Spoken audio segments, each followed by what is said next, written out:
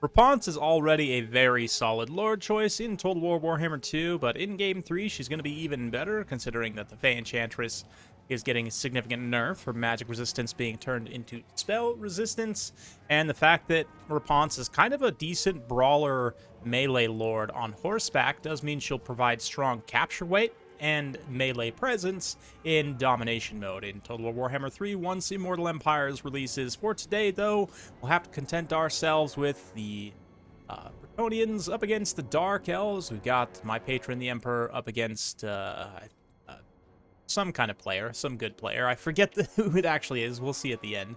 But anyway, we've got peasant mobs up front. We've got some battle pilgrims through the center, including the Holy Wardens of La Maisontal on the left. Archers spread around as well, questing knights, and a damsel of life, of course. Pegasus knights up in the air, a single one. I love that pick just as kind of an auxiliary, sort of line filler, sweeper unit. Scourge runners up front already impacting on the peasant mobs. We've got Morathi leading the way with double manticore, so fairly meta build already. Bunch of spears, a couple of witch elves. Witch elves are an interesting pick to hold back shock cavalry, you know, prevent them from cycle charging. I do kind of like that, but at the same time, they're fairly squishy to Bretonnian charges, so you got to be careful not to get them impacted directly. But right now, Scourge Runner Chariots just running some disruption, getting some free damage on those peasants. I say free damage, they are in fact starting to pay a little bit of a price, and this is, you know, it's tough tactically to get the Soul Stealer on the Pegasus Knights to do a bunch of damage to them, but at the same time, single casting it on a 1100 cost cavalry unit is not very efficient value from the Dark Elf side. It actually doesn't do that much damage at the end of the day. Easily replenished by an Earthblood there. Also catches those peasants who didn't need it at all, but it sure makes their heart feel better. Questing Knights pushing forward here.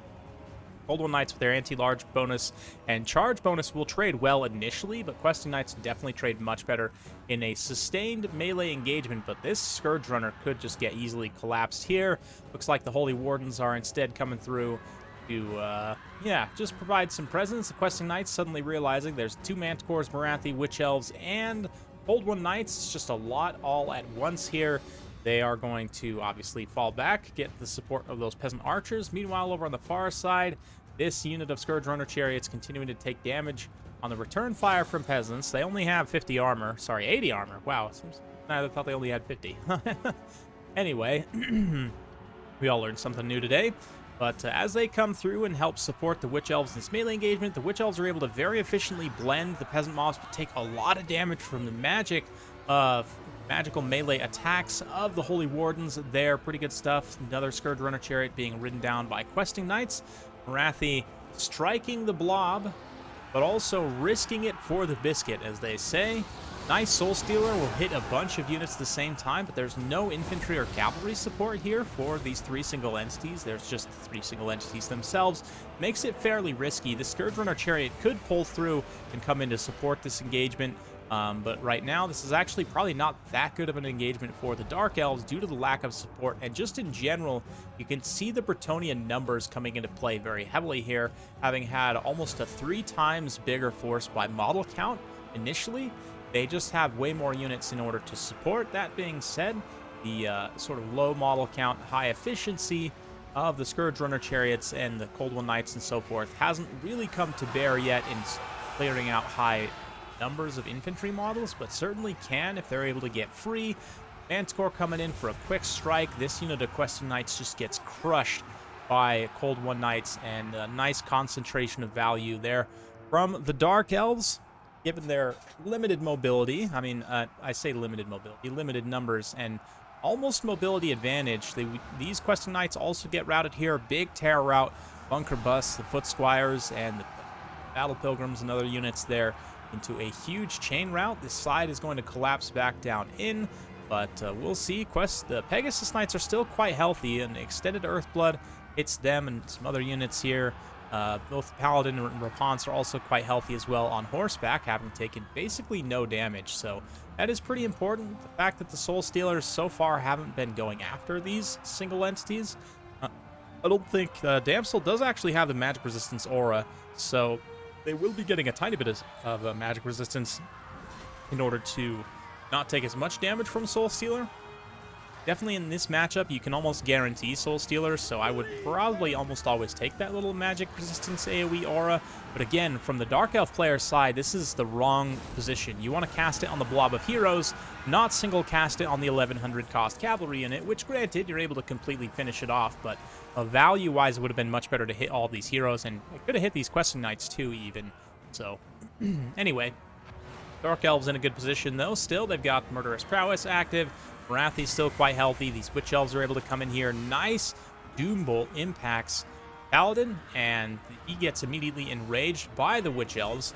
The Hellebroni, with their poison spears, going to also get a nice surround here, and suddenly Repanse and the Paladin are in pretty serious trouble.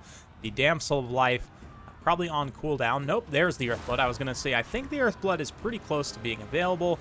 Nice response there in order to keep them in, and the counterattack from the Pegasus Knights. They rush in and actually just straight charge at Marathi, which is kind of hilarious. And they actually do impact her and do a substantial amount of damage as a number of models are able to get in contact very quickly. The extra attack and defense buff from Repanse helps offset the debuffs from Marathi, right? So it's kind of a net zero effect, and what that means is these Bretonnians will fight effectively enough. Marathi decides to nope out of that engagement. She maybe could have stayed to finish Repanse there, hard to say, but instead pulling up and around trying to utilize that charge bonus, or maybe get at those archers. The archers should probably be focusing Marathi. Emperor, being my patron, pays me to teach him and you know, help him practice and improve.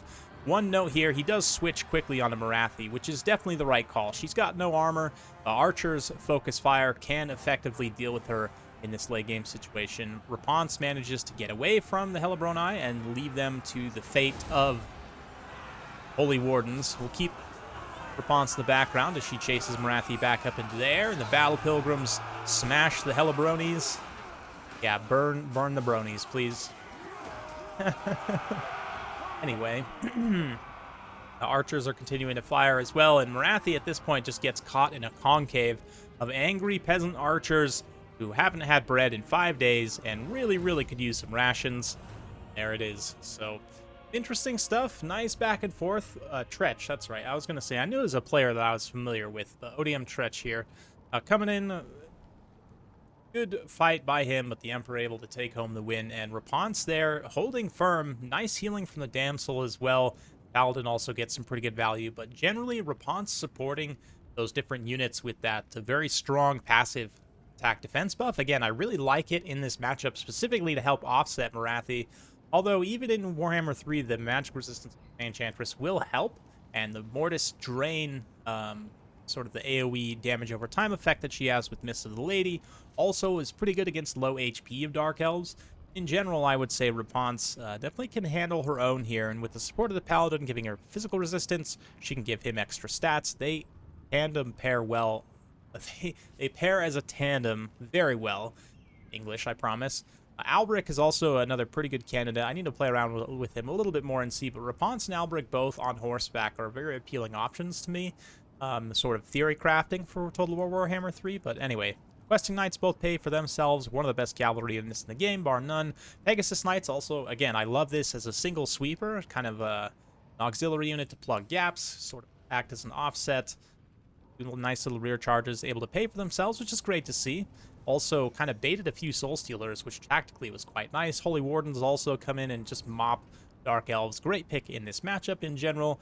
Marathi, 3,000 damage value. I mean, pretty consistent that she's going to do great. One man score pays for itself, the other does not. The Scourge Runner Chariots were very well limited, and that was one thing. The Emperor did a great job of shooting his bows at the Scourge Runners as they're trying to run harassment attacks. A lot of people won't do that. They'll just continue to advance their archers with their infantry and not really issue any attack orders. But it's definitely a veteran play to not only use your mass, you know, have the Questing Knights in a position to help fend them off as much as possible, but then also use the return bow fire as well. Witch Elves, again, one of them pays for themselves, one of them does not. Interesting stuff. Both the Cold One Knights, they can be very good in this matchup, but I think build's just a little bit thin. I would probably cut one of the Witch Elves and maybe just go with some more numbers here, maybe a couple of Dark Riders or something, to maybe chase routing units. I'm not really sure. It's hard to say. It was a very close game at the end of the day, so definitely could have gone either way, but In the end, the Emperor was able to take home the win with Bretonnia, which, again, very confusing. Hopefully you guys enjoyed this. If you like this sort of content, be sure to like, subscribe, hit that bell notification button. Every time I upload a new video, you'll be notified. And thanks again. We'll see you next time.